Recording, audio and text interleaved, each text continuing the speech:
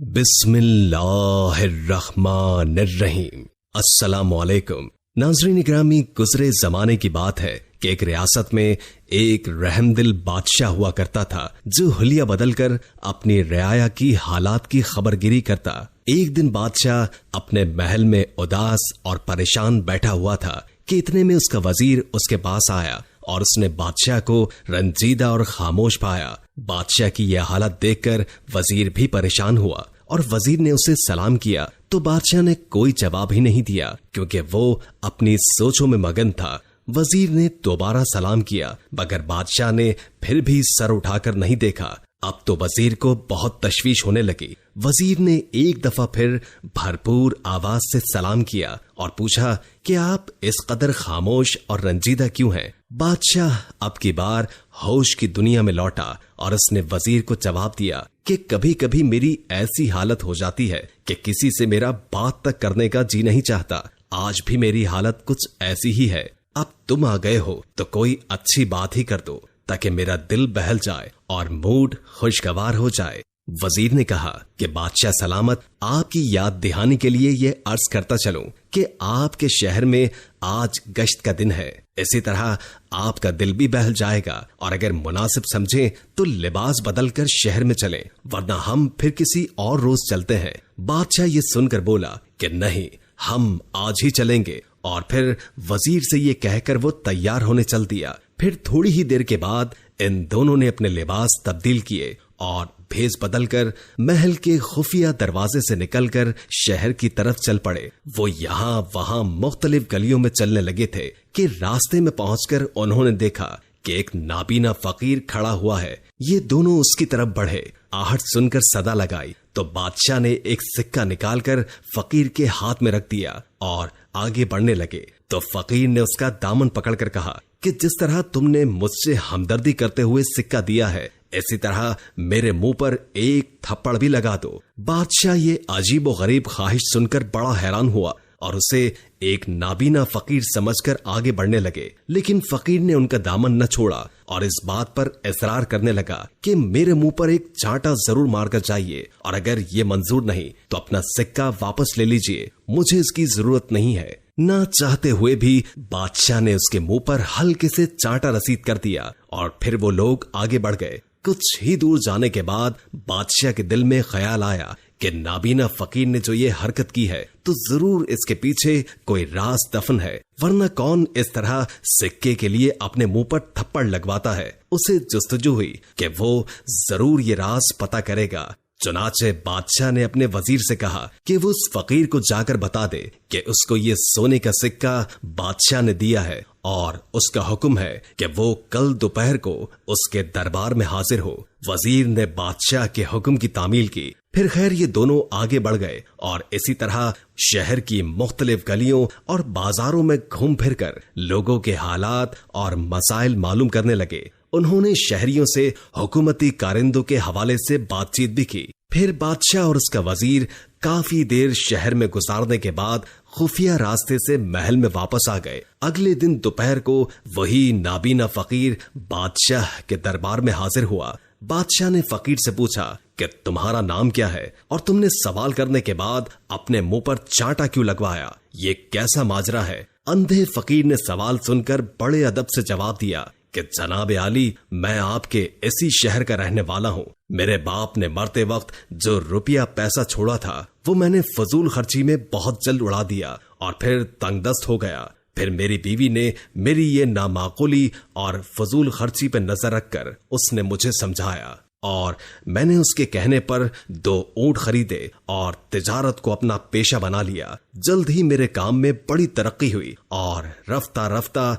मेरी माली हालत बेहतर से बेहतर होती चली गई और मैं खुशहाल हो गया। अब मेरे पास 80 ऊंट थे और मेरा काम बहुत अच्छा चल रहा था। एक दिन सौदागर का माल लेकर मैं बंदरगाह पर पहुंचाकर वापस शहर आ रहा था कि रास्ते में एक जगह पर कुछ देर आराम करने के लिए बैठ गया। ऊंटों को भी मैंने उनके चरने के लिए छोड़ दिया। कुछ ही देर गुजरी थी कि एक दरवेश मेरे पास आया और बैठ गया। सलाम दुआ के बाद हम आपस में बातें करने लगे, एक दूसरे से वाकफियत हुई। फिर हमने साथ ही खाना खाया। उसी दौरान दरवेश ने मुझसे कहा कि इस जगह के करीब जो पहाड़ी है उसमें इतना बड़ा खजाना छुपा हुआ है कि अगर तुम इसे अपने सारे ऊंटों पर भी लाद दो तो भी वो कम नहीं होगा।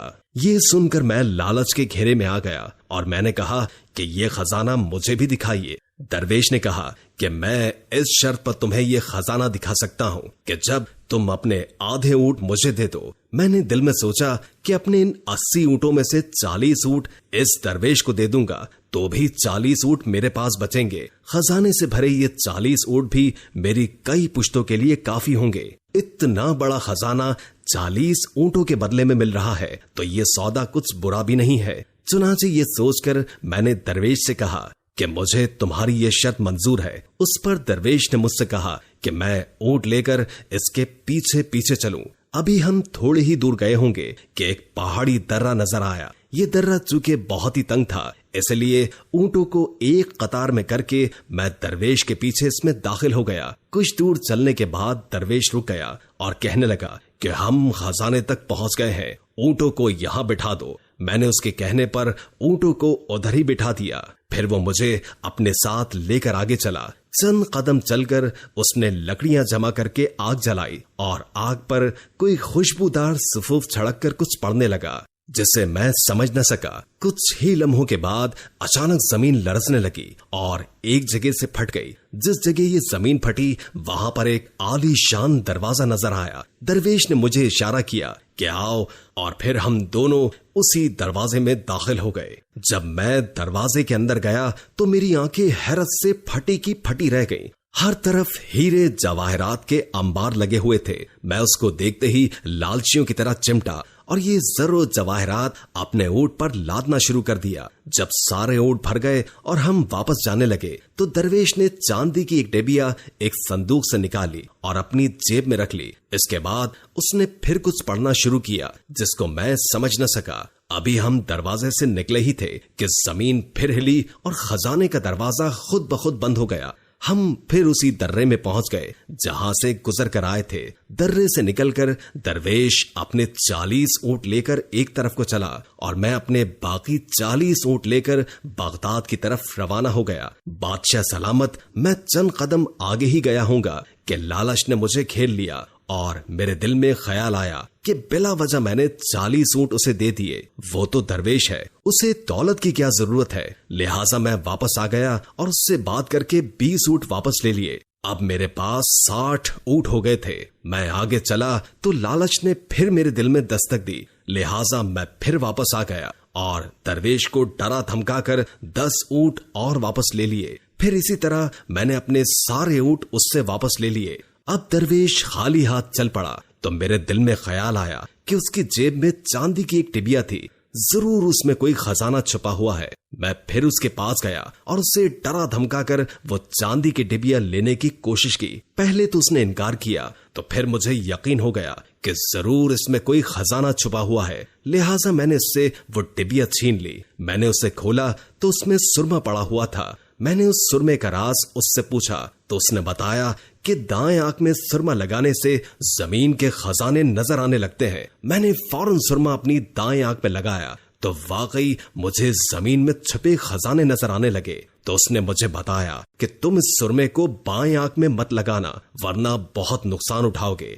मैं लालच में अंधा हो रहा था, लिहाजा मैंने उसकी बात ना सुनी और सुरमा अपनी बाएं आंख में भी डाल दिया, जिसको लगाते ही मैं अंधा हो गया। मुझे कुछ नजर नहीं आ रहा था। मैं जोर जोर से चिल्लाने लगा कि मुझसे मेरा सब कुछ ले लो मगर मुझे मेरी बेनाई वापस कर दो। मगर अब मुझे मेरे लालच की सजा मिल चुकी थी। वो दरवेश मेरे सारे के सारे ऊंट और चांदी की डिबिया लेकर चलता बना और मैं वहीं ठोकरे खाने लगा। फिर गिरता पड़ता शहर में आ गया और उस दिन से आज तक भीख मांगकर जिंदगी गुजार रहा हूँ। अब मुझे जो कोई भी रकम देता है तो मैं खुद को सजा देने के लिए अपने मुंह पर चांटा जरूर लगवाता हूँ। बादशाह ने फकीर की दर्दनाक कहानी सुनकर कहा कि तुम्हारा तो बड़ा इबरतनाक अंजाम हुआ है। यकीनन लालच का अंजाम बुरा ही होता है। बादशाह बड़ा रहमदिल था। उसने कहा कि आज से तुम्हें शाही खजाने से कुछ रकम मिलती रहेगी जो तुम्हारे गुजर बसर के लिए काफी होगी। लिहाजा तुम आज से भीख मांगना बंद कर दो। फिर फकीर बादशाह को दुआएं देता हुआ दरबार से चला गया। दोस्तों, जब भी हम लालच में कोई भी काम करते हैं तो लालच की एक ना एक दिन सजा हमें जरूर मिलती है, क्योंकि लालच में हम सबसे ज्यादा अपना ही नुकसान कर जाते हैं। जब हमारे ऊपर लालच की कैफियत तारी हो जाती है तो हमारी आंखों के गिर्द स्याह पट्टी बन जाती है, जिसके पार हमें कुछ भी नजर नहीं आता। हम अपना तज्जिया नहीं करते कि अगर हमने ये काम किया तो इसका अंजाम क्या होगा। हम अंजाम बिना सोचे समझे अंधाधुन लालच के दरिया में तैरने के लिए तैयार हो जाते हैं। मगर जब लालच आज हद बढ़ जाती है तो उस लालच के दरिया में तूफानी हमला होता है। फिर इन हालात में हम तैरने का हुनर भी भूल जाते हैं और इसी लालच के दरिया में गर्क होकर रह जाते हैं। इसलिए जो कुछ हमारे पास है उस पर शुक्र करना बेहद जरूरी है। अल्लाह पाक आपको और हमें अपने शाकिर बंदों में शामिल फरमाए। आमीन सुम्मा आमीन।